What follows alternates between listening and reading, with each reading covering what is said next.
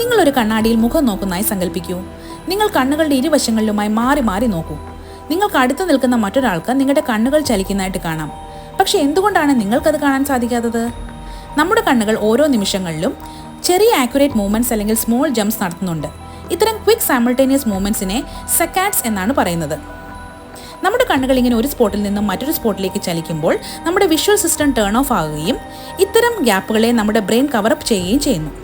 നമ്മളൊരു വസ്തുവിനെ നിരീക്ഷിക്കുമ്പോൾ കണ്ണുകളിൽ നിന്നും അതിനെക്കുറിച്ചുള്ള വിവരങ്ങൾ 10 മുതൽ 15 മില്ലി സെക്കൻഡുകൾക്ക് ശേഷമാണ് തലച്ചോറിലെത്തുന്നത്. ഇത്തരം കാലതാമസങ്ങളെ നമ്മുടെ ബ്രെയിൻ എഡിറ്റ് ചെയ്തതിന് ശേഷമാണ് നമുക്ക് അതിനെക്കുറിച്ചുള്ള ബോധപൂർവമായ അനുഭവം ഉണ്ടാകുന്നത്. അതായത് നമ്മളൊരു വസ്തുവിനെ നോക്കുമ്പോൾ 10 മുതൽ 15 മില്ലി സെക്കൻഡുകൾ കഴിഞ്ഞിട്ടാണ് നമ്മൾ അതിനെ കാണുന്നതെന്ന് അർത്ഥം. അപ്പോൾ കണ്ണിനെ കണ്ണടിച്ച് വിശ്വസിക്കേണ്ട അല്ലേ? ഇത്തരം രസകരമായ അറിവുകളുമായി വീണ്ടും കാണുന്നത് വരെ ഇത്തരം അറിവുകളിലൂടെ ചിന്തിക്കൂ, ചിന്തയിലൂടെ ഉണരൂ.